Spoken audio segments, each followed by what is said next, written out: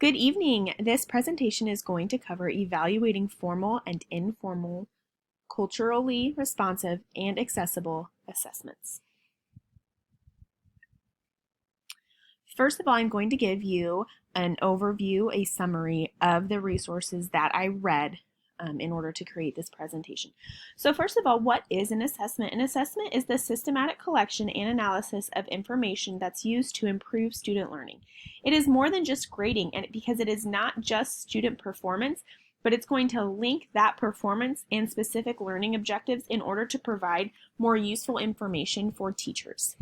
While assessment and evaluation both have a purpose within education, they can be detrimental when the people involved have not agreed whether the process is for evaluation or if what they're doing is for assessment.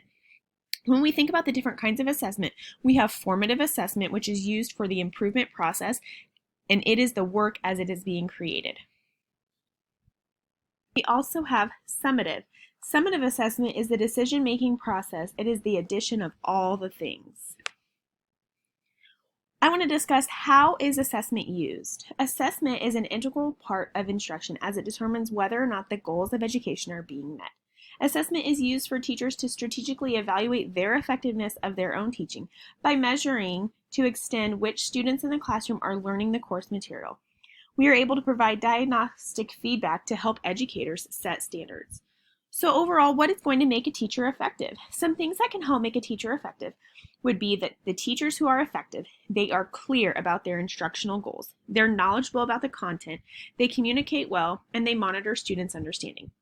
Students who report having a positive relationship with teachers overall have more positive feelings centered around school and education.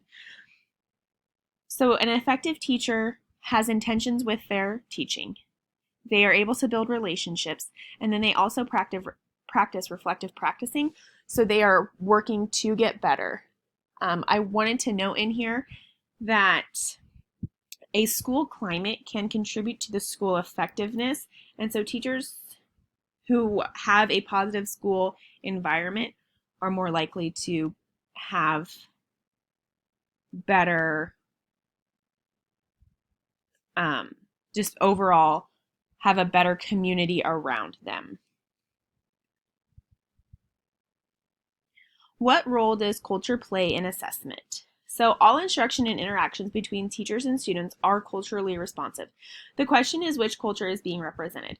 By centering students' cultures in the classroom, we're recognizing and celebrating students' personal experiences as a valid and powerful source of knowledge.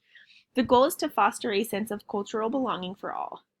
As an educator, we can begin by taking a look in our daily traditional assessment and discover ways that we can include students and their cultural knowledge. We can work to achieve cultural validity in our assessment by the beginning steps of recognizing that tests and assessments are cultural artifacts, and students' responses are oftentimes affected by their cultural knowledge and experiences. We can start by providing glossaries and bilingual dictionaries as accommodations to our assessments.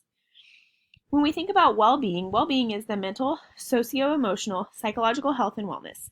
While the question is still posed as to who is responsible for teaching student well-being and to what degree, it is unanimous that students benefit from well-being as it provides them with the skills that they need to be successful in our ever-changing world.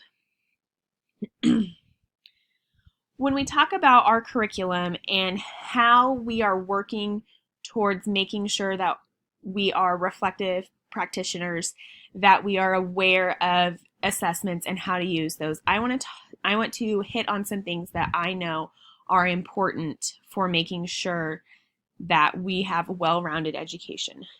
So first of all, we need to start off with a strong curriculum. Our curriculum must be strong and it must cover our state standards. Our team and staff needs to be able to identify the learning objectives, goals, and the projected outcomes. We want to be able to create or utilize formative assessments to assess the learning objectives. We want to make sure that feedback is provided quickly, accurately, and specific for students. We also want to be able to utilize summative assessments. And finally, we want to use our state testing to monitor trends and identify areas for improvement within the school and district as a whole. I want to talk a little bit about what my expectations would be for the Rock Hills Elementary School improvement plan. We have such a solid reading curriculum, and I feel like we meet those needs for our students in reading very well. I think that I would like to see us work with educators in our area as well as receive guidelines from the state of Kansas to help develop a math curriculum guide for skill set and time allotment. I would like to offer and attend professional development for how we can better integrate science and social studies into reading and math to meet the needs of all students and offer multiple cross-curricular learning opportunities. Another step would be for data. At the elementary school, we spend a lot of time sorting through our data, identifying needs with interventions for our students. I'm not sure that I see this continuing at the junior senior high level. Are they using their data, or are they just giving assessments without an end goal?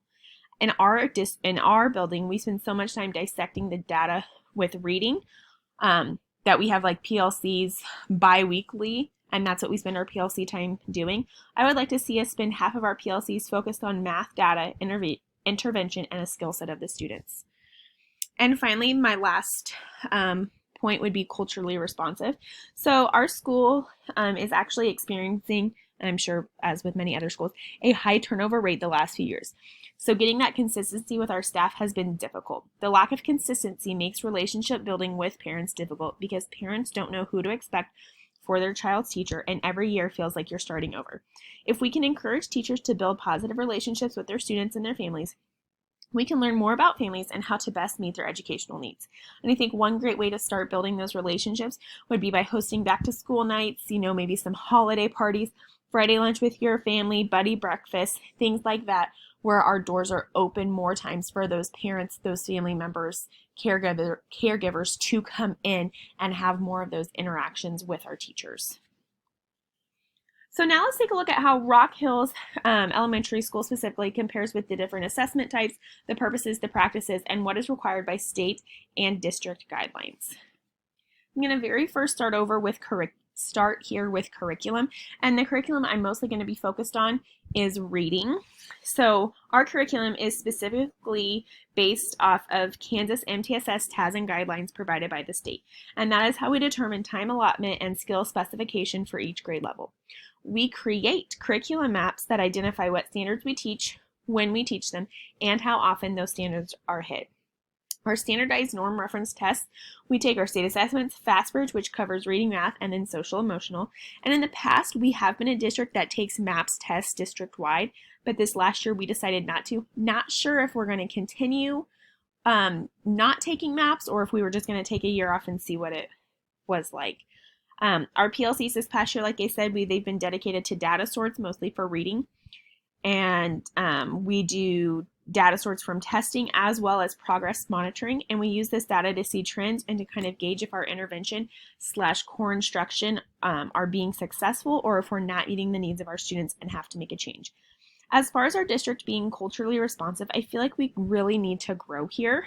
And that's why I put it in for one of my areas of improvement.